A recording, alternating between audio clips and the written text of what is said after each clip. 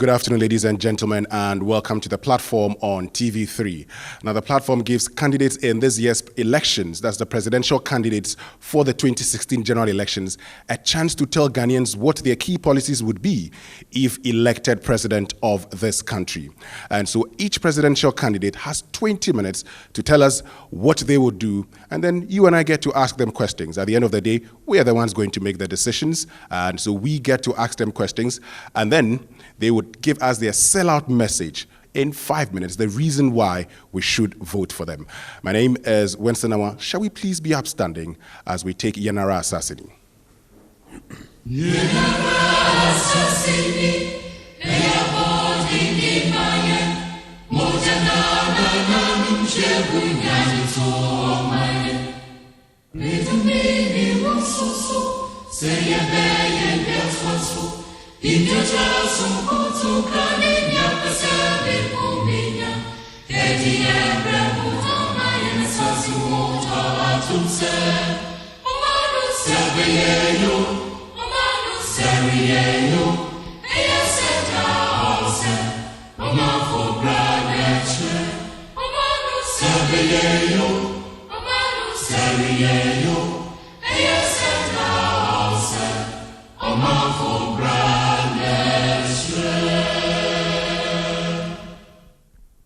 Shall we please be seated?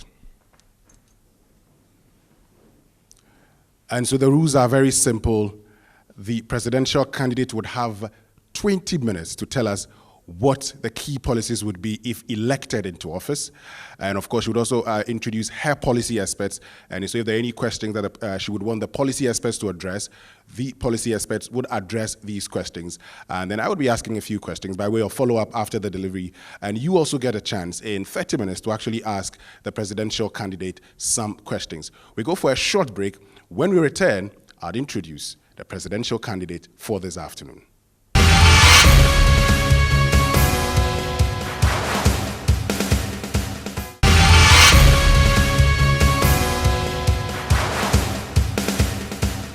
Welcome back from the break, and thanks for staying with us. Now, our candidate for today is one person who is passionate about the development of this country. She's been a former First Lady of the Republic of Ghana. She's one person who says she fights for justice, and she's very much concerned about the downtrodden, the people who do not have a voice. I guess you know whom I'm talking about right now. Former First Lady and founder and presidential candidate of the National Democratic Party, Mrs. Konadu Agyeman Rawlings.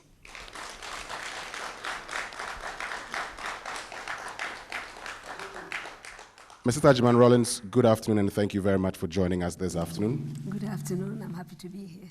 Good. So you would introduce your policy aspect, and then you'd have 20 minutes to deliver your key policies that you would implement if elected president of Ghana. I have with me Mr. Alhaji Frimpong, who is also the Secretary General of the party, and he is going to be the policy expert for this afternoon. Thank you very much. So in 20 minutes, you tell us what your key policies would be if elected President of the Republic of Ghana. Thank you very much. Ladies and gentlemen, thank you and welcome to this evening's program. I bring you greetings from the executives and members of the NDP, and it is truly a pleasure to be here this afternoon. Today, I do so in a very unique and historic capacity. As the first female presidential candidate to address Ghanaians, I feel honored. Thank you for giving me the opportunity, and thank you for giving the NDP this opportunity. The economic and social upheavals that we are witnessing in some nations around the world must awaken that sense of urgency in all of us. We as Ghanaians cannot sit down and take our future for granted and assume that it shall be well, even as we can see clearly that it is not well. Indeed, we can say comfortably, say, "Ya bre pa, ya bre." You and I, all of us, are the stakeholders of Ghana. And therefore, it is our sole responsibility to make sure that this country has a place in the most effective constitution that guides leadership in Ghana. And the most effective policies also and strategies that can help to make us into a prosperous country. I'm the presidential candidate of the National Democratic Party, and I believe that we are going to lay the foundation for Ghana so that all Ghanaians can have confidence in this country. We can have confidence in a country that is built on a system that actually rewards their hard work and their sacrifice. The NDP believes in creating a Ghana that can see clearly where we are going. A Ghana where mothers and fathers have the opportunity to invest in the future of their children. A Ghana where Ghanaian genius is rewarded and where meritocracy is paramount. We believe in a thriving economy that creates equal opportunity for every Ghanaian, regardless of their ethnic group, regardless of their financial status, and regardless of their gender and age. As a fellow citizen, as a mother, as a stakeholder, as a voter, I refuse to sit back and say things will get better, particularly as we can all see that things are not getting any better. Things are getting worse. I will not sit back and do nothing while the gap between the rich and the poor grows wider and wider. Ladies and gentlemen, fellow Ghanaians, we need to intensify the training of some of our community health nurses. We need to look at our health system. Our healthcare professionals are frustrated due to their inability to help their patients as a result of ill-equipped hospitals and a bureaucracy that actually stifles their dedication. Ghana has a lot of very competent people, competent professionals, and indeed, in every sector we can find these people. But they are being excluded from contributing to the effective nation building that is going on today, to any effective nation building. We need to intensify the training of more community health nurses, as I said earlier, and create a system that supports and rewards those dedicated community health nurses who deliver the primary health care in all our communities. These are the people who are always at the rural areas and make sure that our rural folk are in a healthy state. Children were immunized on all 6 killer diseases, and illnesses that were killing babies became a thing of the past. How can a nation pride itself, that actually prides itself, on peace and stability, have its foundations permanently shaken by outbreaks of cholera and typhoid? These diseases are easily avoidable, and therefore, we have to look at our sanitation systems and work effectively on them. Diseases that have been eradicated have resurfaced, like yellow fever, typhoid, yaws, scabies. I believe that all these, and the NDP believes that these are all due to poor water and sanitation, and indeed in total incompetence of governance. Ladies and gentlemen, fellow Ghanaians, freedom and justice must not be a mere rhetoric, but a reality. It's a reality that must permeate every sector and aspect of the Ghanaian society. There's no freedom when you are denied the basic opportunities to create a future of prosperity for yourself and your children. Neither is it just for a government to take up 4 long years of our lives and reward us with economic mismanagement and then ask us for a second term after they have mismanaged the economy. It's unacceptable. But time is of the essence. The National Democratic Party respects and understands the urgency in immediately implementing policies that will actually realign the Ghanaian economy for sustainable growth so as to attract viable investment to Ghana, attract Ghanaian businesses back home, while creating the environment for new ones to also flourish. The NDP does not believe in paying lip service to decentralization, not at all. We want to empower Ghanaians at all levels, and we intend to do so by allowing the local government system to work and work effectively. Under the economy, we shall re-examine and restructure the financial services sector by drawing in all stakeholders in this sector. We will take a closer look at the costs of credit of commercial banks and look at it and ask ourselves why it is so prohibitively high when we can actually do it better. What can be done in the short term and the long term to bring down these interest rates? Our financial sector needs to be re-examined to allow local banks to be able to also syndicate projects, to syndicate the loans that will actually support key areas of the economy. We also need to review the tax system. I have said over and over again that there's too much taxation on Ghanaian businesses and the citizens.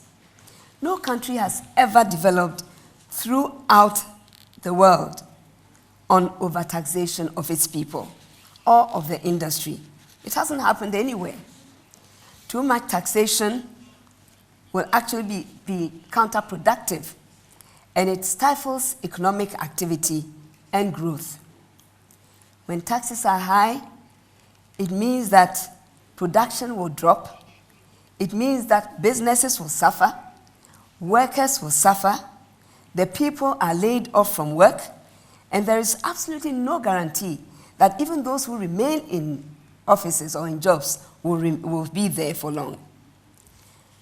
But elementary economics tells us and dictates that money is usually better in the hands of the consumer, not in the hands of government. In order for sustainable economic activity to be realized,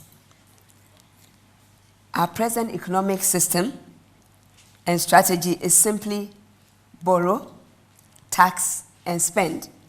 That is the way that this government is running the country. I think we can do better than that, far better than that. In the energy sector, the energy crisis is grinding businesses to a halt. Some businesses have relocated to neighboring countries as a result of the energy crisis.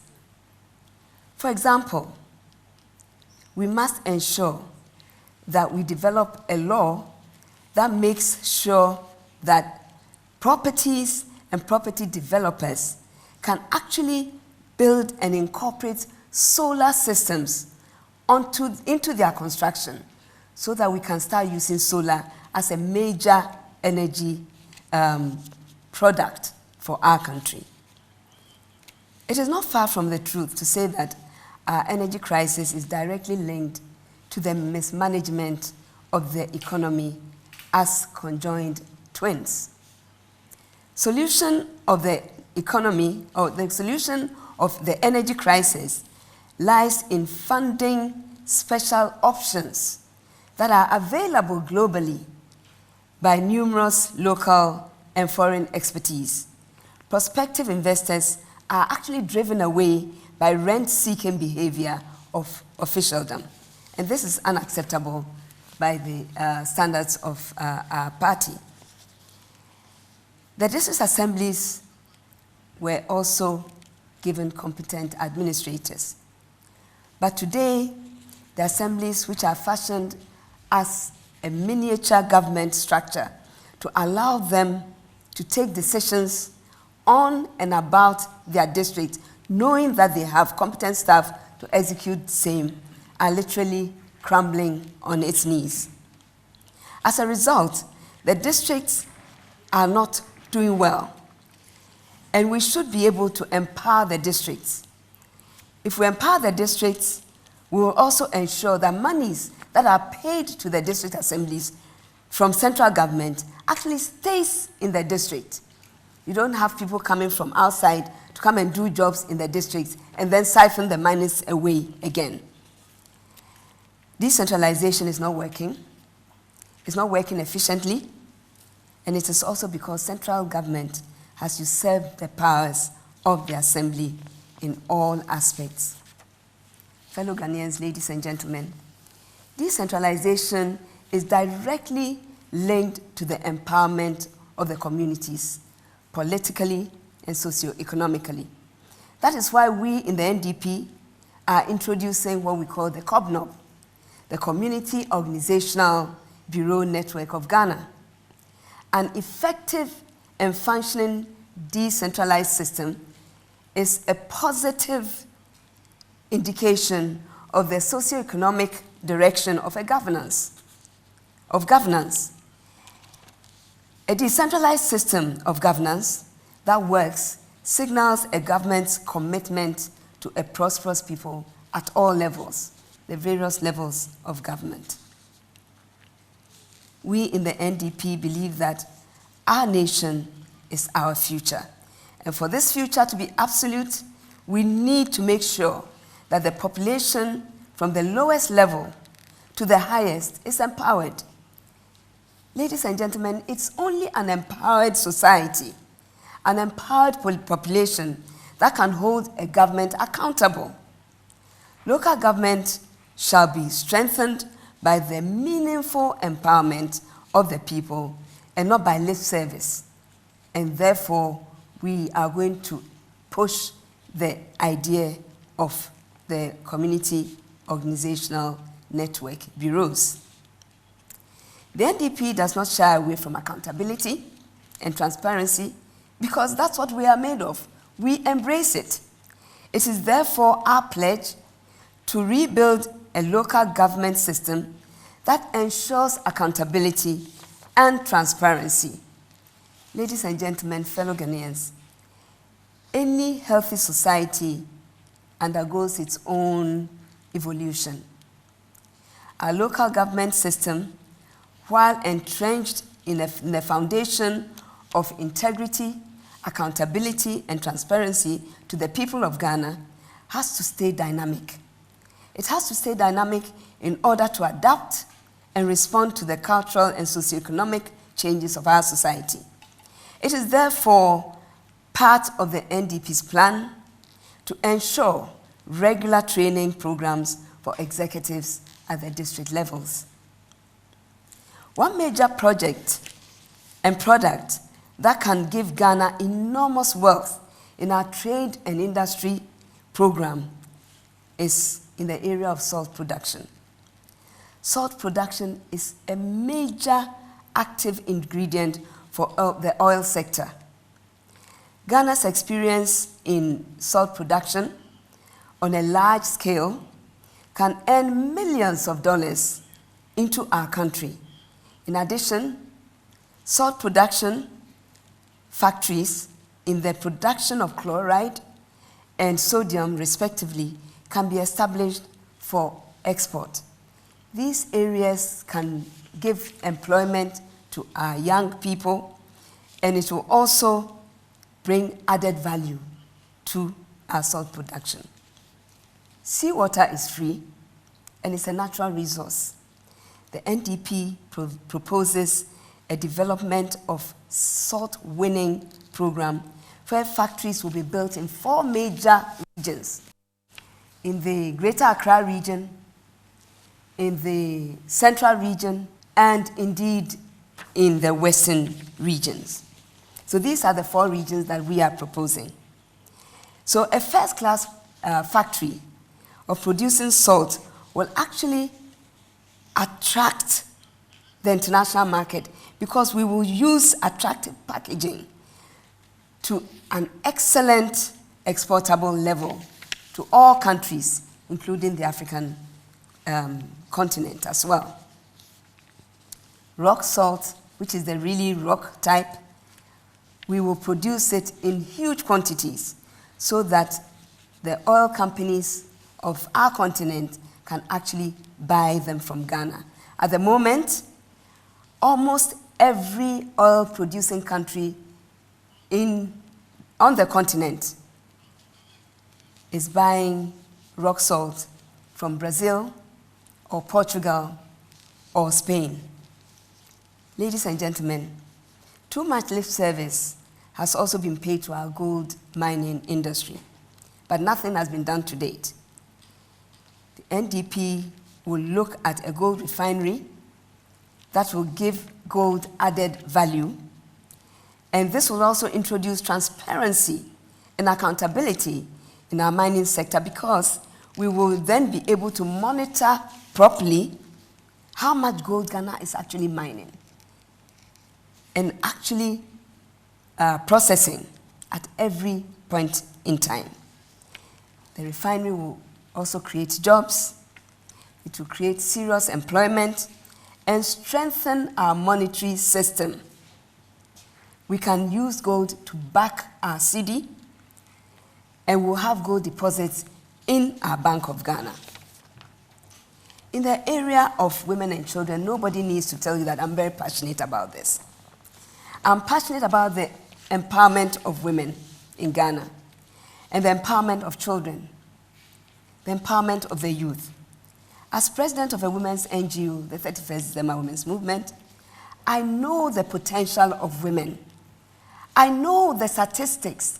I know the multiplier effect caused through the empowerment of women, not just in Ghana, but worldwide. Because I have lived it, and I know that the encouragement and resourcing of Ghanaian women can actually help transform this country from family level to a societal level.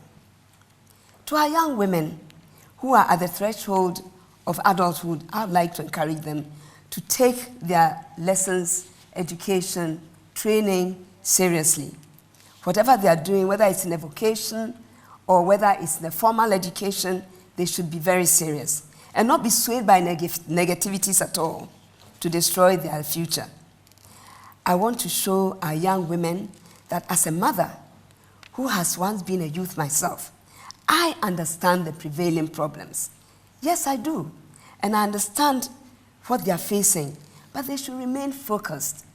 You have to remain focused and keep your eyes on your passion and your ambition while using your youth to acquire your beneficial skills. As president of this country, I will make sure that 50% of the cabinet ministers will be allocated to competent Ghanaian women.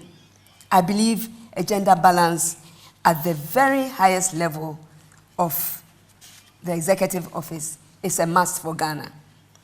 I will leave no stone unturned in making sure that both genders, male and female, benefit equally from all facets of our economic activity.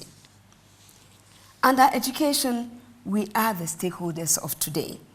The future belongs to the youth and our children. Therefore, I am not fighting for myself, but for the future children of Ghana and generations unborn. As I speak to you today, ladies and gentlemen, sometimes I'm so saddened because 60% of our population is made up of young people. 60%, 60. And the majority of them have little or no direction in life and no guidance from anybody. I will tackle this very vigorously because it is a matter of urgency to me. In my estimation, it is a crime that our youth litter our streets and highways as street vendors, running between vehicles, a practice which in itself is a safety hazard, not just to themselves, but also to other drivers. We owe our children and our youth the future that they deserve. We owe that to them. The youth needs a future. The youth needs hope. The youth needs guidance. Young people in Ghana need our trust. They need to trust somebody. That they need to trust also that their government understands them. Their government understands the value of harnessing their God-given talent. And the National Democratic Party will restore the youth's trust in governance. I can assure you of that. I am determined to ensure this through the implementation of entrepreneurial skills, entrepreneurial schemes, skills training programs that are sustainable and accountable. I believe in results. Trust me, I believe in results. And I can see what we can do with these young people. Therefore, I will not be that president who receives the documents after they've worked on it and then leave it at that. No, I will meet with the young people. I will involve them in our youth programs to ascertain personally what their feedback is on the programs that I have set out and what I can do to improve on the schemes. I definitely will do that. I know that I can bring this to the table and make it happen. I am a doer. We need a comprehensive solution.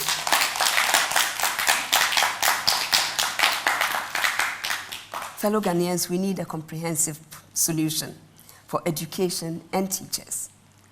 The NDP that I lead will develop an education system that will nurture a desire to learn throughout your life. We will do this through a child-centered approach to learning, which builds on the skills and interests of each individual child. We believe that education should provide everyone of all ages with the knowledge and skills they acquire to be able to participate fully and contribute to the society in which they live.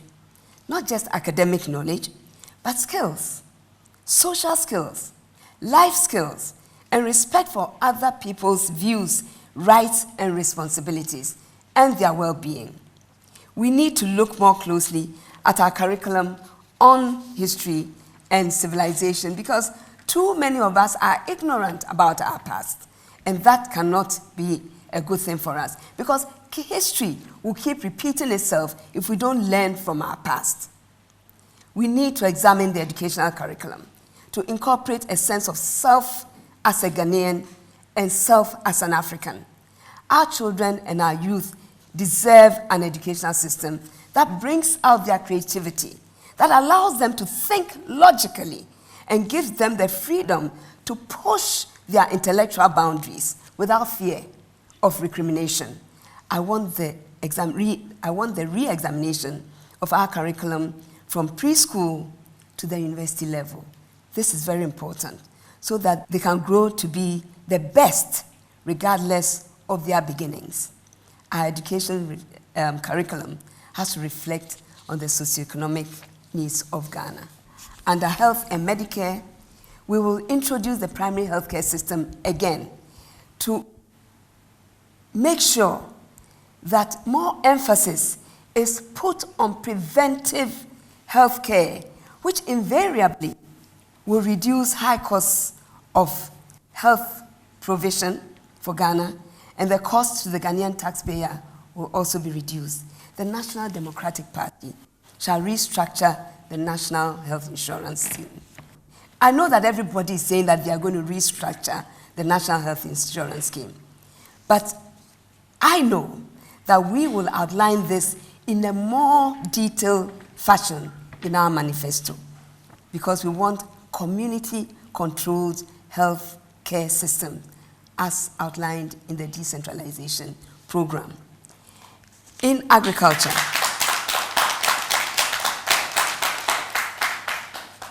a lot has been said about agriculture, yet food is still very expensive. I will look critically at the crops that we grow in Ghana, determine the crops that grow best in every district and region. The NDP will encourage on a very large scale and support the districts with sustainable seeds and seedlings, extension officers, and everything that will actually help to make, to increase their yield. Special awards and incentives will be given to the districts in the form of sporting activities, sporting gymnasiums, and other recreational activities to the districts, depending on who comes first, on a bi-yearly program This will actually encourage and fast-track our agricultural food production, while at the same time, we look at the preservation of post-harvest food on post-harvest losses, to save post-harvest losses. We want to make food at a very cheap price. The lower the cost of food for Ghanaians, the better it is for all of us. And I know that we can do this. In law and order, we also know that we have reached a certain pinnacle of our democracy that should not let law and order become, something that we are not serious about. We cannot progress as a nation when citizens are living in a state of insecurity for fear of being attacked in their own homes. Families are living in fear because of the audacity of armed robbers who are developing more and more sophisticated ways of entering our rooms to terrorize our communities and terrorize citizens. It's unacceptable. Ladies and gentlemen, Ghana needs a dynamic approach to leadership, an innovative approach that will chart a new future for all of us. The global upheavals, coupled with our internal challenges, calls for innovative and decisive thinking. The National Democratic Party believes in innovative and honest leadership that responds to the aspirations of Ghanaians today. What are these aspirations? Job security, a thriving economy, consistent and effective access to energy, a transparent and accountable government, availability of good healthcare education. But to do all this, we need to have good leadership, because leadership has a responsibility to inspire society to create and transform itself. Leadership has a responsibility to ensure national peace and security in development. True leadership creates a society that ensures freedom for all people, while understanding that there is responsibility to protect the good of everybody in the nation. True leadership respects people's rights to choose their future so that we put them at the center of their own development. I believe that Ghanaians deserve to be at the center of their development and to know that their taxes are being taken care of and is going in the right direction. I believe that our justice system has a responsibility to offer justice for all, that everyone has a right to meaningful, productive work, that every citizen has a right to the most basic needs: food, healthcare, shelter, education, and security. We in the NDP believe in this. Thank you very much. All right, thank you very much, Mrs. Agyeman Rawlings, for your policy statement. Thank you very much. Now, we'll go for a short break. After that break, I'll be asking you some few questions by way of seeking clarification based on the policies that you have outlined that if elected into office, you would implement for the betterment of this country. So we'll go for a short break. When we return, I'll be finding out one or two issues, and then our guest seated here would also have a chance of asking some questions. Be right back after this break.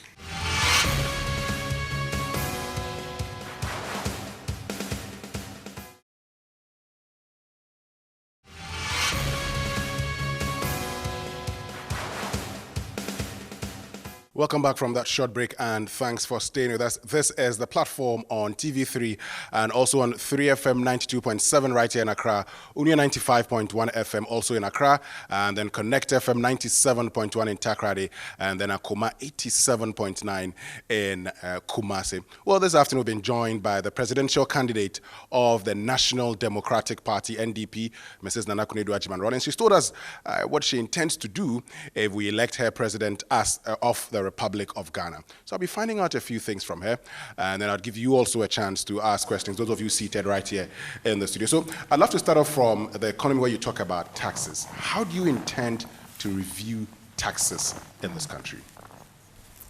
To begin with, as I said, we are completely overtaxed. So the NDP, the government that I will lead, will look at the tax systems again. Personal taxes have to be looked at. Corporate taxes are in excess of what others pay in the world, so they have to be looked at. And then taxes that are placed on goods and services are too astronomical. It has to be looked at again. And a team will be put together to actually analyze and assess where we can take certain taxes off, because the real reason why the taxes came down in 1987 or so was because of the introduction of the VAT system. The VAT system is supposed to take care of certain areas of tax, but a lot more taxes have been added to the VAT system. The VAT system was in the 1990s. 1990, did I say 80? Yes. 1998. Yes, in 1997, yeah. 98. Sure. So these are areas that we will look at very critically. Now, since you talk about the fact that we are being overtaxed, some would say that's an indication that, okay, so I know the taxes that I would work on. Yes. Specifically, which taxes, by what margin are you looking at reducing? One area definitely will be the corporate taxes. Because if you want companies to actually be able to grow and employ people, you must not tax them so excessively that they are tottering on their feet. You must do it in such a way that there's a balance.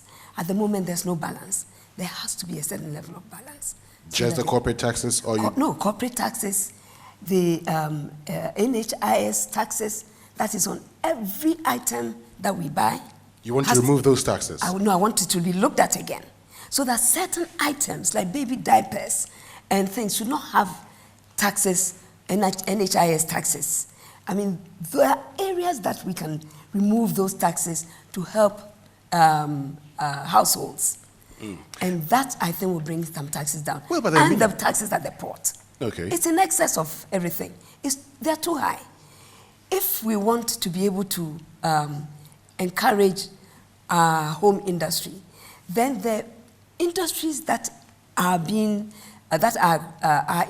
homegrown, their taxes should be brought down, so that if you bring items from outside that are being produced internally, then your taxes can go up. But whereas things are coming in and those things are not available in our country, I think that the taxes should come down so that medicines, raw materials that are being used for the industries, all these things will come down. Then the factories can actually start growing again. Well, we signed an economic partnership agreement which would ensure that 80% of products coming in would come without tariffs. A few of them, like rice, are the ones that are going to be taxed. But how do you intend to raise funds or to generate monies locally to run the government if you're thinking of reducing taxes? Internal taxes are low. They are not. Internal taxes are very, very high. Everybody is paying tax in this country. So if you spread the net, you get more money. More people will pay, so you have more money for your development than to squeeze people with their taxes. They end up not paying, so only a few people are actually struggling with their industries to pay their taxes. And you don't have enough money to run the economy. Yes, but you talk of reducing corporate taxes. You talk of reducing the NHIL from certain products.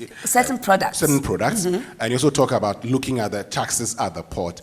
Port. These are areas where we get most of our taxes from. Not sure of that.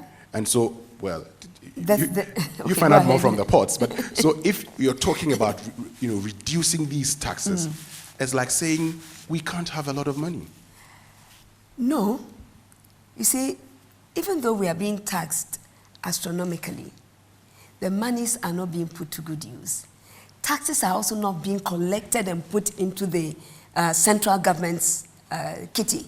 For example, there's a law, or rather the Constitution tells us that only the Ghana Revenue Authority can collect taxes. But today, you have some other organization that is collecting taxes for the Ghana Revenue Authority. In between these two organizations, something is going wrong somewhere. It should be Ghana Revenue Authority. Yes, but it's them because they have hired them to do No, so. you can't hire. If you look at the Constitution, they have the responsibility, the sole responsibility to collect the taxes. You can actually supervise them in a certain way. You cannot hire another conglomerate to collect your taxes for you as a nation. It's a system put in place to enable them monitor the monies that come in. That's what they tell you if you find out. They tell you it's a system put in place to enable them monitor. And so it's just helping them, just as you would have in, West Blue and the destination inspection companies, what they used to do now is a single window. They're just helping Ghana Revenue Authority by saying, this is how much you need to collect, and then they collect it. Ghana Revenue Authority has employed so many people in their system. They have huge employment sector, a huge employment sector. Lots of people are employed there. Why would you create another organization to go and collect those taxes when all these people are sitting there? Some of them, actually, I have spoken to, are not even being put to use. Okay. So why do we bring in another organization that's going to take over the national organization that's supposed to collect the taxes? People have been trained for those jobs. Let them do their jobs. Okay. Well, we're paying them on a monthly basis. You can bring your policy expert in as and when it becomes necessary. But let's just move, still staying with the economy, let's just get to the bit about the cost of credit. Now, you talk about making sure that you're able to reduce the cost of credit within the short term and long term. What are you going to do to ensure that the cost of credit, that's interest rates, go down the short term and the long term? I'll pass it to my... Sure. Alaji Frimpong. Yeah, thank you very much. The essence of the NDP government is first and foremost to ensure that at least we will ensure fiscal discipline, and then and then two, make sure that the public financial management system, all the rules are strictly adhered to. When you come to the issue of taxation, it comes about just because something has gone wrong. There's a very serious fiscal imbalance, and the government is obliged to bridge some gap. That is where it goes virtually helter-skelter, trying to impose a lot of taxes. So you do not have to impose so many taxes, just ensure that at least our fiscal management rules are adhered to, and then you get the Bank of Ghana, its monetary policy properly anchored on a monetary policy that will make sure that at least we create the necessary macro stability. So this is what we have lacked in the past. And this has come about because there has been a lot of hemorrhage to the economy. We are all struggling to find out, where all this spate of corruption, have ended us in. Of course, there's a lot of problem to do with this, which we don't really talk about. If there's a lot of pillage on the votes of Bank of Ghana, they would definitely not have the ease at all in running a monetary policy that anchors properly its monetary policy, monetary policy management, its monetary policy. What is your challenge with the monetary policy rate now? Well, the challenge definitely will be that it might not have a lot of inflow of foreign exchange properly controlled or monitored. That is one, and then two, at the moment we have this problem of capital flight, which may be recorded or even unknown to us. Yes, but I just want your challenge with, because since we're talking about cost of credit, we're talking about interest rates, and you brought in the monetary policy rate. That's right. What is your concern with the current monetary policy rate of the Bank of Ghana? Well, at the moment,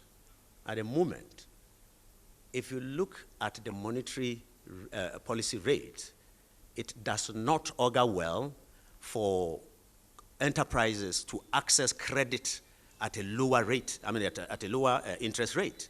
What we have now still creates a constraint to a lot of companies in terms of credit. If you look at it carefully, our financial intermediation is quite weak. We don't have a lot of agencies that allow us to gain easy access to credit. One, the spread of our banks in the country is very poor. I mean, you know, they also do not allow borrowing in certain sectors. Okay. If you took, let's say, agriculture, for instance, I mean, agri doesn't have access at all. So we're practicing inflation targeting when it comes to the monetary policy rate. How different would be yours if voted into office? As far as we are concerned, or the government of the National Democratic Party is concerned, we will ensure, first of all, fiscal discipline. That is, you see, it is fundamental. What we are saying is that if government expenditure, you know, the fiscal management policy is not properly adhered to, you have a lot of extraneous expenditures that go to, you know, erode, I mean, the income or the national kitty. And that is where there is a lot of pressure on the government, you know, to make sure that at least it fills up, you know, certain deficits. At the moment, what are we experiencing? The government is being taxed to ensure that it doesn't spend or borrow more than 5%, you know, of GDP. And this simply is an IMF conditionality, is that right? You know, when it turns out to be so, it means that the government's intention to spend in areas that might at least facilitate income generation is curbed, you know, and for that matter, it might look for other areas in imposing unproductive taxes. So we are saying that, you know, the whole idea of running the economy is an art of leadership. You know, if you do not have that discipline in leadership, it cannot ensure, you know, proper fiscal policy rules, okay, and so on and so forth. Because okay, the public financial management rules are what will make sure that at least we do not overburden the national kitty. You know, we are not told that we are spending on infrastructure, you know, I mean, more than, you know, it will really generate income, you know, for the pockets of the ordinary citizen. So it becomes an illusion. Okay. You know? So these are some of the areas that we will curb. I'll get back to you, but let me just move to health now and get to Mrs. Agyeman Rawlings. So you talked about the fact that in the 80s you helped, you know, reduce certain diseases. I'm just interested, by way of curiosity, what's the evidence? Do we have the figures to do the comparison? I'm sorry, I didn't bring any figures because we have only 20 minutes. But I can comfortably tell you that in the area of measles, for example, where children were dying like flies in the cities, in the villages, with immunization, consistent immunization, measles and children dying became a thing of the past. I can tell you that for a fact. And the 6 other killer diseases.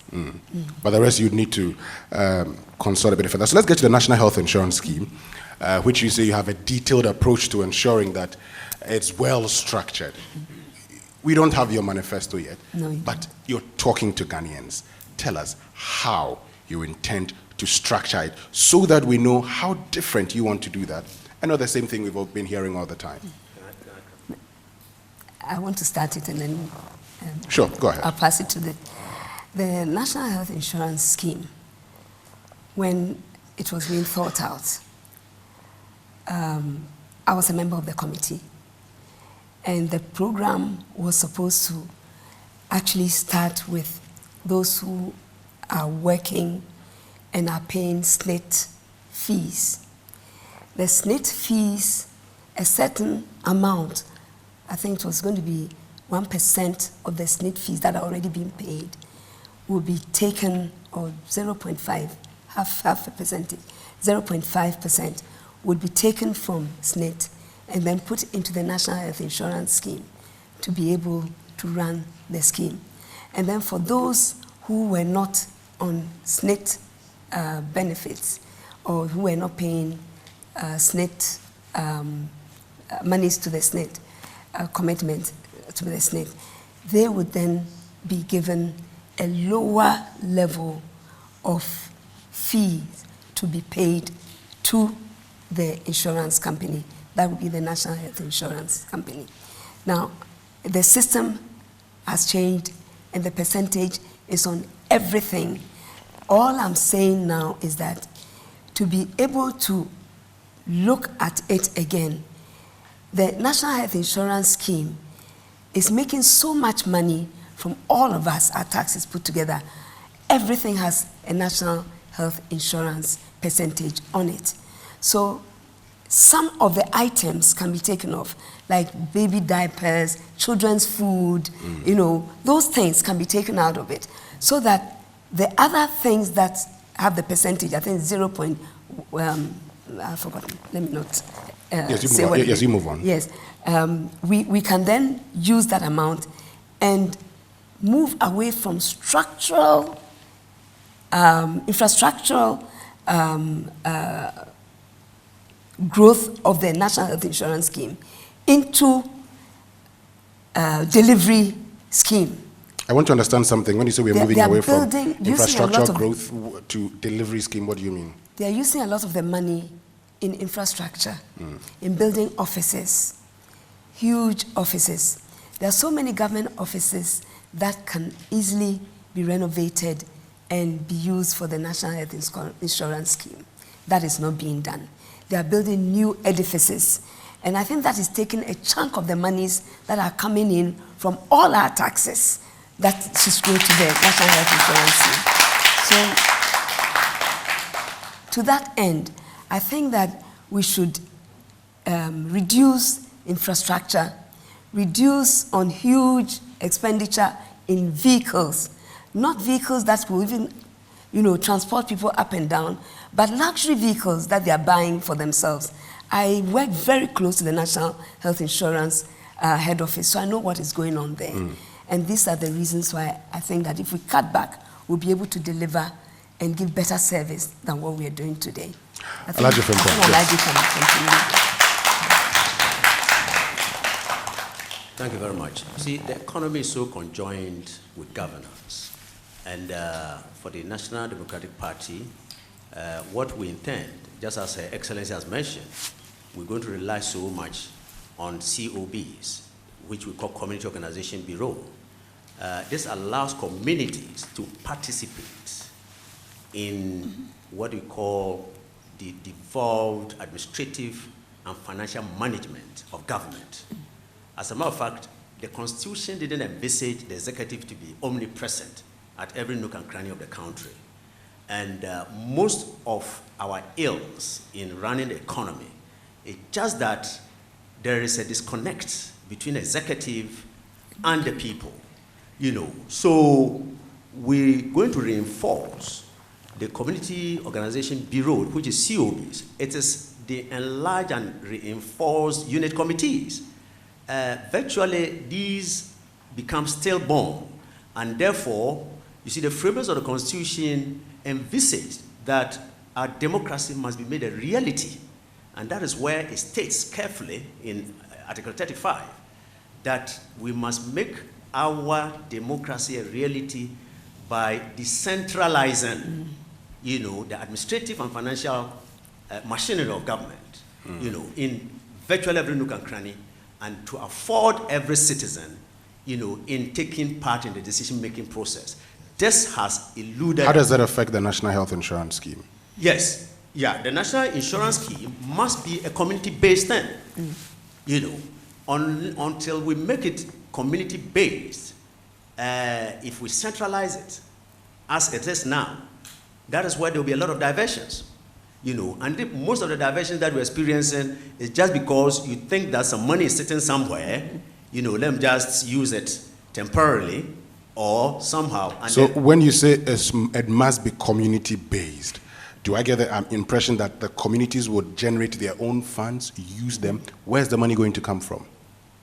In the first place, the collection of, the whole process must involve communities, okay? Yes, but where will the money come from when it gets to the issue of the money, the funds that they need, where are they going to get it from? Even if there's going to be central allocation, it must be shown how much services they are rendering and how payments are being done. That is very, very important. You see?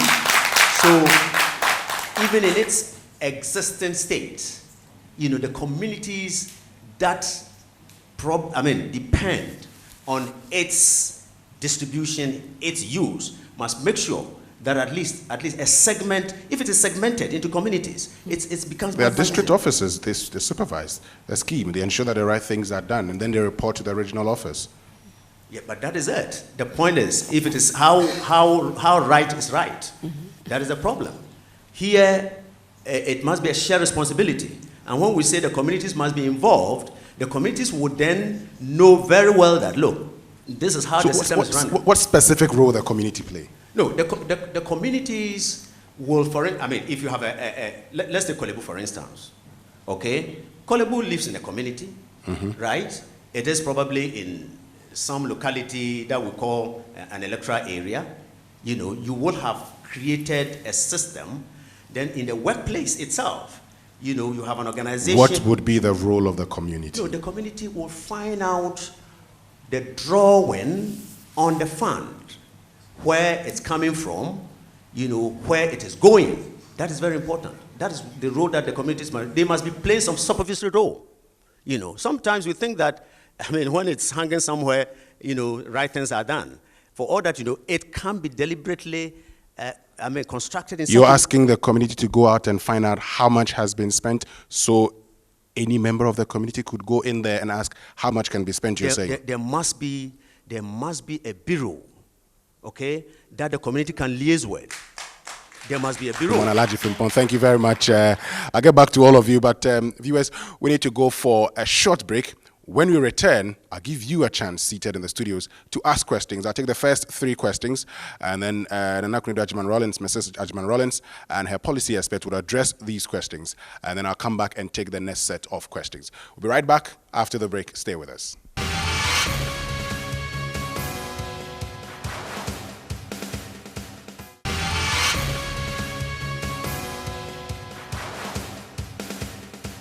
All right, so welcome back from the short break, and thanks for staying with us. This is the platform on TV3 and also on 3FM 92.7, Onia 95.1 FM in Accra, and then on Connect FM 97.1 in Takoradi, and then Akoma 87.9 in Kumasi. So I'll give you a chance to ask questions. You've all heard from Konadu Agyeman Rawlings, Mrs. Agyeman Rawlings. I'd love to call her that. She wouldn't forgive me if I do not say that. And so you'd have a chance to ask your questions. She, together with her policy expert, will address those questions. And then we'll give her a chance to give us her final sell-out message. So just tell us your name, where you're coming from, and then your question. My name is Alfred Hughes. I work with the Ghana Broadcasting Corporation, but I'm representing the Ghana Journalists Association. Madam, thank you for your highly inspiring speech.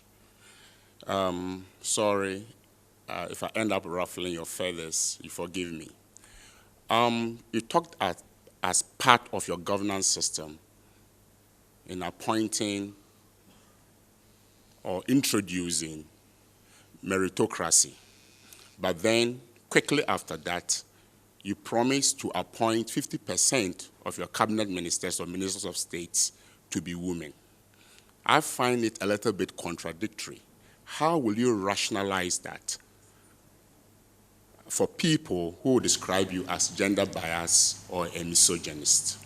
Oh. A gender bias or a misogynist. How will you rationalize that? And again, you took the managers of the economic management team to the cleaners by actually, leveling some level of criticism at the way the economy has been managed. You promised to ensure that salt will be one way in which Ghana can really sustain its developmental agenda. But you fell short as telling us the baseline analysis that you have made about salt, the metric tons of salt that Ghana potentially has, and how much money in dollar terms will Ghana accrue if you become the future president. Thank you. Thank you very much, Alfred Hughes. Next person. I am Ebenezer T. Utu from Tema. Madam, thank you for your brilliant presentation. I'll ask questions about our Greek. Since this government has failed willfully in our Greek. It seems this government, the current government, have failed willfully in agriculture. And I believe as an African country or as a Ghana, we live in our local food, but it seems the agric policy of this government have been very unfortunate, and it is making living unbearable for Ghanaians. What will you do different from this government, what this government has done so far in terms of agric? Okay, thank you. Thank you. Next person. My first question goes with, is there any policies in place to make Ghana an industrialized country? And moreover, you made mention of district empowerment. Then I want to find out, apart from the decentralization, is it likely to influence job creation in our district? And in agriculture, question has been asked, so I'll leave that for now. Thank you very much. Thank you. Next person. My name is Kodwe Champon. I'm a freelance journalist, but I represent the Daily Searchlight. My question is, Madam said a lot about her passion for women and children, and we realize that of late, most of the creches and then daycares fall into private-handed schools. A few, or I would say, even in the government schools, they start from the classes 1, etc. Meanwhile, these mothers whose children go to these creches and daycares are working mothers who need to leave them at those schools, and their feeding fees are very high. What, as a woman with that passion, is she going to do to help parents whose children are in the private schools who don't enjoy that government subvention school feeding? Thank you. Next person. My name is Benjamin Setre. I would like to take this opportunity to acknowledge and honor Her Excellency for the good presentation that she has done. But my question is for the disabled. She really made very powerful policies with respect to the aged, the children, and the women. But with respect to the physically challenged, I don't know what she would do if she's been given the nod as the first female president of this Mother Ghana, and what are the specific programs that she has designed for the physically challenged, because we could see that these physically challenged and disabled are sidelined in our society, and they have a lot of difficulties and a lot of problems. And I would like to find out from our madam, what are the NDP policies for the physically challenged and the disabled? Thank you. I'm Alhaji Isa Omar Sanda from Progressive Transport Union, Protua. In your presentations, I heard nothing about transportation in Ghana. And we, the private sectors, we carry workers in and out. Every day, millions and millions. But we have challenges. When you look at our minibuses, they are all vans that have been converted into minibuses. I mean, people here will bear with me. When you bought them, you see the seats the way they are. People may have scratches. Some will have their dresses torn. All this is happening. But we haven't seen any government that is coming into our help. We are managing everything ourselves. I want to know from you. The challenges that I've been talking about are, some are on our highways. Day in, day out, armed robbers, terrorizing passengers, taking their money, their mobile phones, killing some of them. Around Ghana, everywhere, Accra, Kumasi, Accra, Bolga, Accra, on our highways. We are suffering. Spare parts, everything. But the government have to sit down and say, who are doing these jobs by carrying the workers every morning to their offices, from their offices to their homes, from their destinations to their hometowns every weekend and everything. We have challenges. I think the question... So what will your government do? Good. If question is God's willing, come December 7th, people of Ghana give you their mandate for you to be the president of the Republic of Ghana. Thank you. All right, thank you very much. So we'll get Mrs. Agyeman Rawlings to address these set of questions, and after she's done, we'll come back for the next round of questions. Good. So, Mrs. Agyeman Rawlings, you have about 6 questions to answer. More. Yeah, the first gentleman who was talking about the imbalance that I'm going to create with 50% women being employed. I didn't say I was going to make sure that 50% women are employed. I said 50% of my cabinet will be employed with capable, competent women. That's the description. Capable and competent women. But apart from that, I also would like to just state here that Ghana has very competent and well-educated women, well-skilled women. And in Ghana, we are 52.8% of the population. Women are 52.8% of the population. So it should not be a surprise to anybody knowing my stand on a balance in running a country, on wanting to balance out the equation at all. That's my first thing that I want to say. The second one is the baseline study on salt production. Yes, we've done the baseline study. We've got a document on it, but we have not presented the document. We haven't put the document out yet. So I cannot give you details of things in the document. That's why I'm giving an overall picture of what we're going to do. I've not given any specifics. So we do have information, and we'll definitely pass on the information as soon as possible. But at least you know, you could tell us the total production that, of salt that Ghana can, produce if you are elected into office. Yes, the coast of Ghana has one of the highest salt contents on the African continent. And it is not surprising that Nigeria cannot produce salt, but we can produce salt. It's not for nothing. They will have to use more energy to be able to produce the salt, and we need less to produce the salt because the salt content in this, in the Gulf stream coming this way is very, very high. But notwithstanding that, there are other studies that have been done that we are using for this project that I'm talking about. Yes, so can you tell us our total production capacity? In excess of anything that we can produce, in excess. We are going to build these factories, and if we, limitless, because the sea is limitless. In fact, in fact, to be very honest with you, if you've been to any of the salt factories in either Portugal or Brazil, you will realize that they make it as much as they can. Okay. Because it's not due, the raw material is there.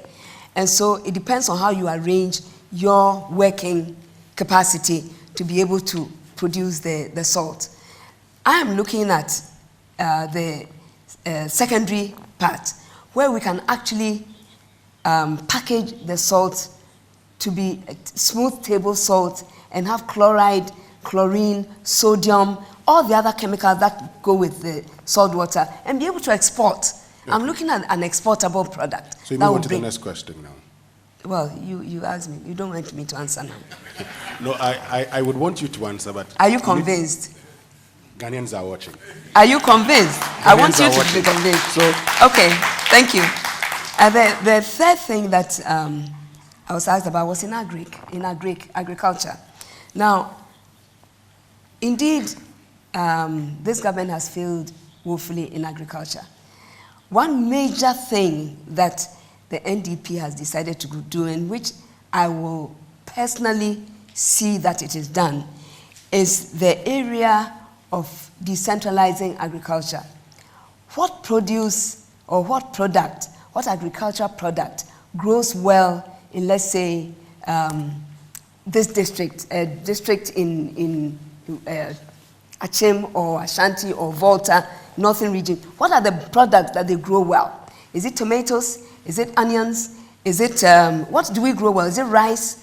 Whatever product that is grown well, we will encourage them to actually multiply their yield, giving them seedlings, giving them agricultural extension officers to supervise, giving them a storage facility so that depending on how much they store, we should not have post-harvest losses. I've been through this before, where I encourage the 31st people to grow a lot of vegetables, grow a lot of things, and then we just lose everything. We've taken loans, but we lose a lot because we are not able to preserve. We're going to learn how to preserve these items. Now, if we do it district by district, we will know which district produces what best and increase the yield so that throughout the year, we'll have tomatoes. Throughout the year, we'll have every product and be able to still store some for export. This is what I'm looking at. This is what I'm looking at. I don't know if you have something to add. It's okay. You won't? Okay. In the area of industrialization, any policy on industrialization, definitely, we are going to encourage a lot of more Ghanaian companies to set up industries with the aim of using produce that are produced here and turning them into secondary and tertiary products. We are also going to encourage external investors to come and invest in Ghana so that instead of going to China to bring cloth, we give more incentives to GTP and other cloth manufacturers to produce more, employ more, we wear more of their cloth, and then, you know, turn the country's industries round and make them stronger in every way, both financially and industrially. So this is what we're going to do. And I think that if we look at the agricultural sector, we can link it to industry in a big way. And that is what I think we should do in that respect. In the area of the school feeding program, I think that the school feeding program can only be extended to private schools if we can bring the private people on board. At the moment, the emphasis is on the government schools, but you will agree with me that even in the government schools, it's not being done properly at all. I had a document which I handed over to His Excellency, my husband, and said that, look, since I started feeding children in the schools, in my schools, the children are doing far better, they are growing up better, they are getting less ill, you know, less sickness and all that. And so I think that if we can do it, at that time I said for all government schools, it will help. He asked me to write a paper, which I did. Now, it was implemented by President Kufuor, beautiful plan. There are some components that should have been part of the school feeding program. One of them is teaching children general hygiene.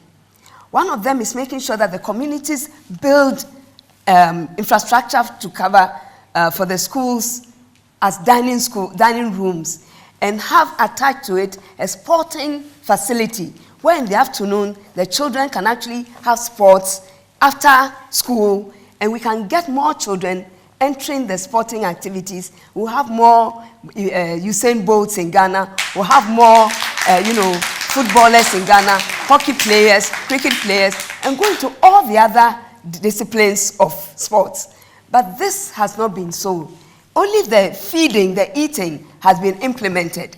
So the rest must be implemented. It's a comprehensive thing. The health of the child, the food they eat, the hygiene, the sports, and etiquette. 5 things. So if we can go back to the drawing board, I think we'll do better with the school feeding program.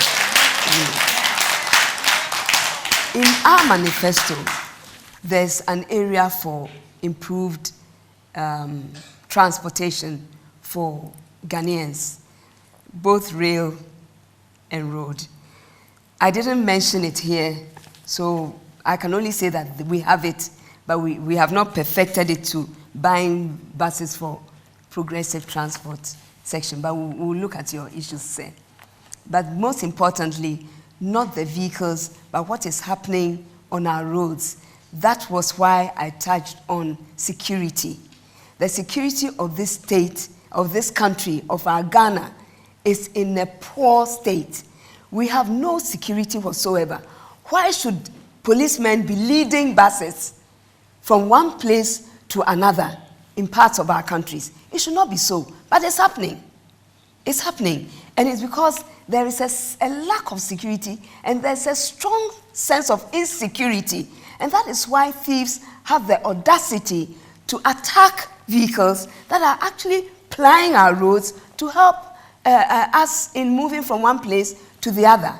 So security has to be tackled for this problem to be solved, and I believe that the NDP, in its wisdom and good sense of what we want in Ghana, wanting to place people above all, wanting to place people in the center of our development, will make sure that everybody counts in Ghana, and will make sure that everybody's life is secured in Ghana.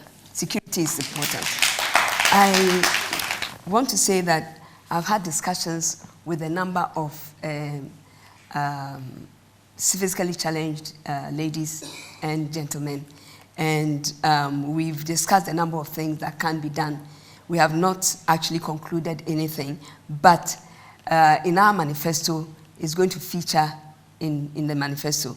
I'd just like to say that as First Lady, I was responsible for a lot of the physically challenged schools, institutions, and I left no stone unturned. I made sure that their structures were redone, their toilet facilities, their training abilities, the tools for training them, a lot of things that needed to be done that had been ignored and neglected. I made sure that I did those things. I know that I've done it before, and it will not be a difficult thing for me to sit with these women who want to meet me next week and sort these things out. All right, thank you. So we get to the next set of questions. Okay, my questions are not much, but I'll start by asking here if we all know that Ghana here, corruption has become the norm of the day. Day in, day out, corruption is growing. And I would like to ask her if she, being the leader of the NDP and his government, given the opportunity, she will consider implementing the data policy, that is the national data policy, to combat the corruption that is becoming the thing of the day in this country. My next question is, in the course of her policies, she did mention of our education section needs to be reviewed. I want to ask her how she's going to implement that and how she's really going to merge our education, making it accessible for both the poor and the rich, and how she is going to bring on board the entrepreneurship and making sure that the youth in entrepreneurship are granted loan, accessible loan to run their business. Okay. Yeah. Thank you. Thank you. Thank you very much. Any other question? Okay, so I guess there are no more questions. You address this one. Even at workplaces, when there is a reported corruption, more often than not, workers themselves do not know how it occurred. It just shows how we are not organized. In the first place, I think we have stated clearly, when we talk about decentralization, we're just not talking about the communities. Workplaces as well, service organizations and workplace organizations. We are going to set up at least units that will be part of decision making. It is not just going to be left in the hands of so-called board members, barricade, people who do the day-to-day work from everyday activity. It is only when that is done, that we can, at least at the workplace, have a first-hand information as to what is happening. So this is one area that is going to be extended in making sure that at least workplace supervisory mechanism is properly instituted. Let me also tell you one other thing. You see, in the communities, you often see projects offloaded at the blunt side of the community. For all that you see, a community gets up one day and some other school or, culvert or whatever, is offloaded. Such project kit holders do not consult, the communities. And that is why we are talking about COBs. If we make sure that at least decision-making is extended in every nook and cranny of the country, that people can address and question. At least I cannot take my project kit from Get Fund, that is about 5 million cedis, and then go and offload a project that the community would not need anyway. So these are areas that encourage people to do so. Not until all these things are done. And once more, it is a leadership that espouses probity and accountability, a leadership of integrity that does that. We are not going to reinvent the wheel. We have our constitutional mechanisms, provisions that will ensure that at least corruption, if not banished, at least can be minimized. The most important thing, again, we live in the paradox of, nation, we being, sovereignty residing in us, but when a lot of wrong is being done us, then we look into the skies helpless. What is this kind of democracy? So our democracy must ensure that we, the people, at the grassroots and in the communities, are able to freely exercise our sovereign will in making sure that at least when we don't want something, we can say that we don't want it. We do not have to wait for Parliament to decide for us, what issue the executive must be questioned on or even impeached. We, going forward, must ensure that at least our constitution incrementally is adapted to address our situations, and corruption will be one of them, that the NDP will handle very robustly. Thank you very much. All right. Thank you, Alhaji. Yes. On the issue of entrepreneurial skills, I have stated a number of times that we are going to make sure that we re-equip very effectively the polytechnics. We do not believe that polytechnics should be turned into universities at all, because we need the middle level people to have that skill to carry this country. It's not just the highest level that can reach the country. It never happens anywhere.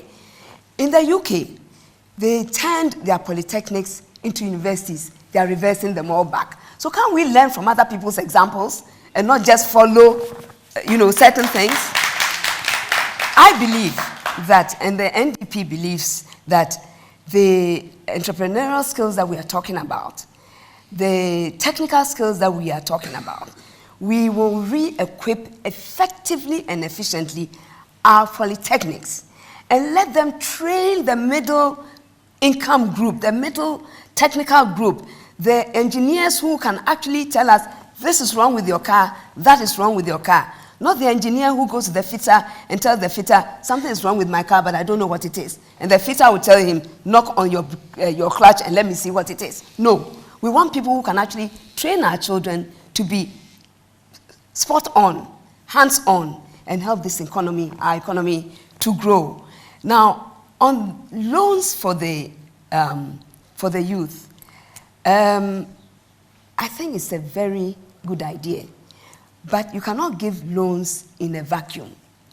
It has to come in a package. What is it that we're going to do? We have to look at it again. And if somebody is trained in an entrepreneurial skill, somebody is trained in some technical skill, they want to set up a wood industry, they want to set up a dress industry or a pharmaceutical industry, and they don't have the finances, we should have some monies put aside that we can actually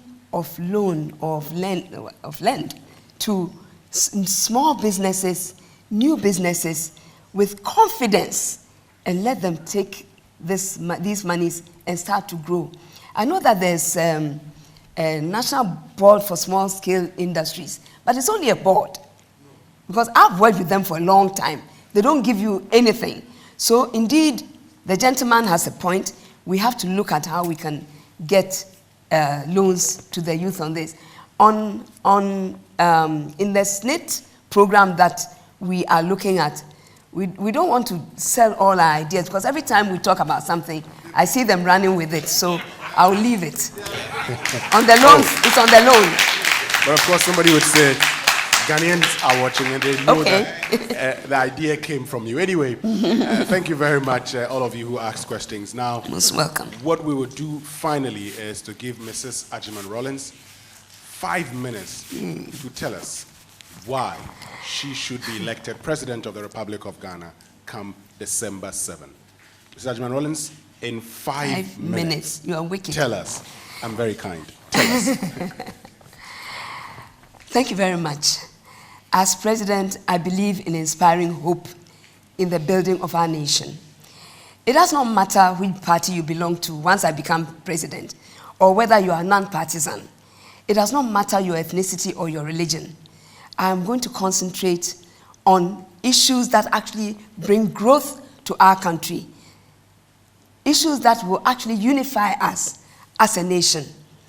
I am going to make sure that we push the NDP agenda, which is placing people at the center of development, advancing job creation for all, developing practical solutions to poverty alleviation, creating a society that is sensitive to the needs of the vulnerable groups, transforming the healthcare and education, making access to energy a right and not an option, empowering the youth who are the future of our country, and empowering the society. It is because I know people matter. We in the NDP know that people matter. That is why we put people over politics. We are greater together as a nation with a common future and a common goal. That is why we keep talking about people matter. And we will continue talking about people matter because we want people to be way over politics. We want to bring hope, change, and selflessness. Return us to our national pride and patriotism. Let us be patriotic about Ghana.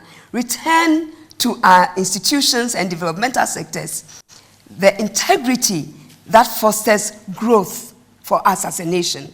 Make us once again the beacon of Africa, not the shame of Africa, the beacon of Africa, setting the pace for the continent to follow. Ladies and gentlemen, thank you very much. As a nation, we cannot be left behind. Thank you. Power to the people. All right. Power to the people. Our nation, our future. Action.